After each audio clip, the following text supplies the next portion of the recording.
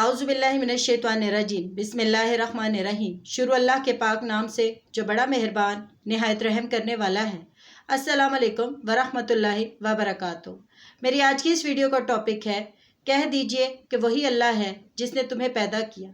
अल्लाह ताला कुरान पाक में पारा नंबर 29 इसकी आयत नंबर 22 से 27 में फरमाता है, अच्छा वो शख्स ज़्यादा हदायत वाला है जो अपने मुंह के बल ऊंधा होकर चले, या वो जो सीधा पैरों के बल राह रास्त पर चला हो। कह दीजिए कि वही अल्लाह है जिसने तुम्हें पैदा किया और तुम्हारे कान, आंखें और दिल बनाए। तुम बहुत ही कम शुक्रगुजारी करते हो। कह दीजिए कि वही है जिसने तुम्हें ज़मीन में फैला दिया और उसकी तरफ तुम इकट्ठे किए जाओगे।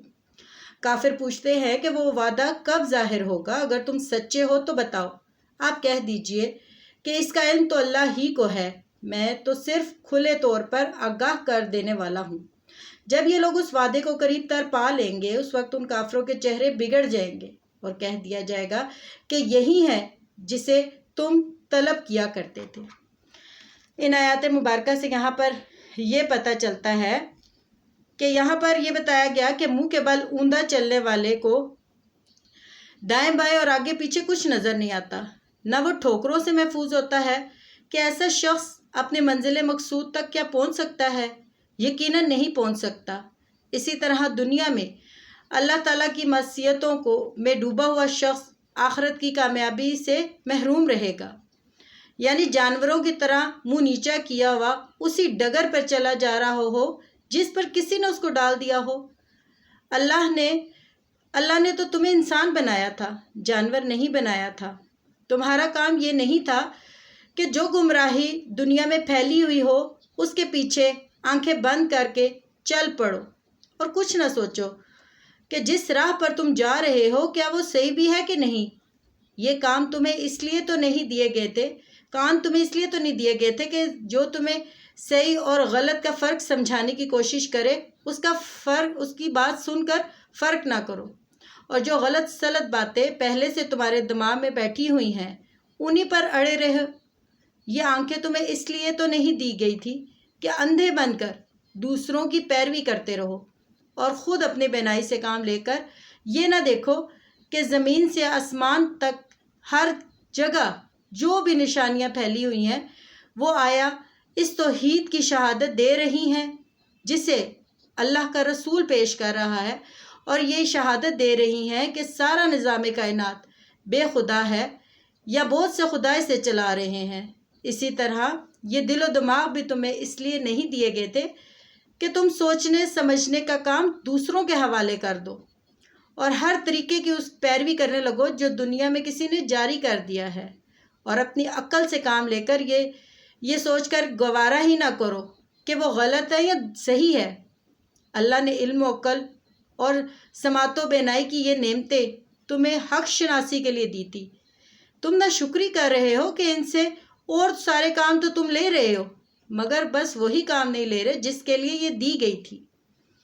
मरने के बाद दोबारा ज़िंदा करने पर हर गोशे ज़मीन से घेर लिए जाओगे और अल्लाह ताला के सामने हाजिर किए जाओगे।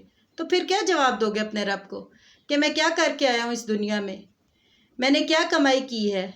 ये सवाल इस गर्ज के लिए ना था कि वो क़यामत का वक्त और उसकी तारीख़ और उसके बारे में मालूम करें, बल्कि उनको तो ये नहीं हो, इससे गर्ज नहीं होनी चाहिए कि अगर उनको साल, महीना और दिन बता दिया जाए तो वो मान लेंगे, बल्कि वो इसको गैर मुमकिन समझते थे और ये सवाल सिर्फ इस गर्ज के लिए करते थे कि उसको झुटलाने का कोई ना कोई बहाना तलाश कर लें। उनका मकसद ये था कि हश्र नशर का यह अजीब अफसाना जो तुम हमें सुना रहे हो, आखिर ये कब ज़हूर में आएगा? इसको किस वक्त के लिए उठा रखा गया है?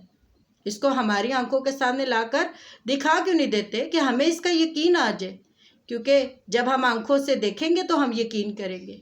तो इस सिलसिले में ये बात समझ लेनी चाहिए कि कोई शख्स अगर क़यामत का कायल हो सकता है तो अक्ली दलाइल से हो सकता है, और कुरान में तो जगह जगह ये दलाइल तफसील से बताए गए हैं।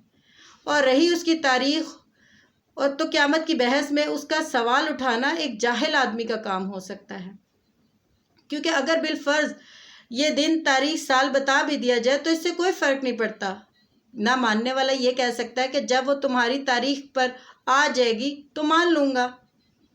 تو آج آخر میں یہ کیسے یقین کر لوں کہ اس میں ضرور وہ قیامت آ جائے گی؟ یعنی یہ تو مجھے معلوم ہے کہ وہ ضرور آئے گی، پر لوگوں کی اس کی آمد سے پہلے خبردار کر دینے کے لیے یہی جاننا کافی ہے۔ اور رہی یہ بات کہ وہ کب آئے گی اور کیسے آئے گی، تو یہ علم صرف اور صرف اللہ کو ہے، مجھے نہیں ہے، اور خبردار کرنے کے لیے اس علم کی کوئی حاجت نہیں۔ اس معاملے کو ایک مثال کے ذریعے اس طرح سمجھایا جا سکتا ہے کہ یہ کوئی نہیں جانتا کہ کون شخص کب اور کیسے مرے گا، سوائے یہ کہ اللہ تعالیٰ اس بات کا علم رکھتا ہے، اللہ کے سوا کوئی نہیں جانتا۔ البتہ یہ ہمیں معلوم ہے کہ ہر شخص نے ایک دن مرنا ہے۔ ہمارا یہ علم اس بات کے لیے کافی ہے کہ ہم اپنے کسی غیر محتاط دوست کو یہ تنبیہ کرے کہ مرنے سے پہلے اپنے مفاد کی حفاظت کا انتظام کرے، اور اس تنبیہ کے لیے یہ جاننا ضروری نہیں ہے کہ وہ کس روز مرے گا، اور یہ کہ یہ جب لوگ اس وعدے کو قریب پا لیں گے جو اللہ تعالیٰ نے ان سے کیا ہوا ہے، تو اس وقت ان کافروں کے چہرے بگڑ جائیں گے، کیونکہ اس وقت ان کا حال بھی وہی ہوگا جو پھانسی کے تختے پر لے جائے جانے والے کسی مجرم کا ہوتا ہے۔ اس لیے ہمیں اس بات پہ مان لینا چاہیے کہ جیسے ہماری موت کا وقت اللہ تعالیٰ کو پتہ ہے، اسی طرح قیامت کا وقت بھی اللہ تعالیٰ کو پتہ ہے، اور ہمیں اس سے پہلے تیاری کرنی ہے بس، تاکہ اپنے اعمال، اچھے اعمال لے کر جائیں اللہ کے سامنے۔ اللہ کے سامنے کوئی چیز نہیں جائے گی آپ کی، نہ روپیہ پیسہ، نہ آپ کی اولاد، نہ کوئی آپ کی شان و شوکت۔ اللہ کے سامنے آپ کے اعمال جائیں گے، اور وہ بھی اللہ تعالیٰ کے فضل سے۔ اگر آپ جنت کے مستحق ہوں گے تو پھر بھی اپنے اعمال کے بلبوتے پر نہیں، اپنی عبادتوں کے بلبوتے پر نہیں، بلکہ اس احسان کے بلبوتے کے اوپر جو اللہ تعالیٰ اس وقت آپ پہ کرے گا۔ اور اللہ تعالیٰ اپنے رحم کرم فضل سے ہم سب کو، ہمارے گناہوں کو بخش کر ہمیں معاف کر دے، لیکن شرک سے بچنا ہے۔ اللہ تعالیٰ آپ کو، آپ کے بچوں کو، مجھے اور میرے بچوں کو قرآن و حدیث کے مطابق زندگی گزارنے کی توفیق عطا فرمائے، آمین۔ جزاک اللہ خیر۔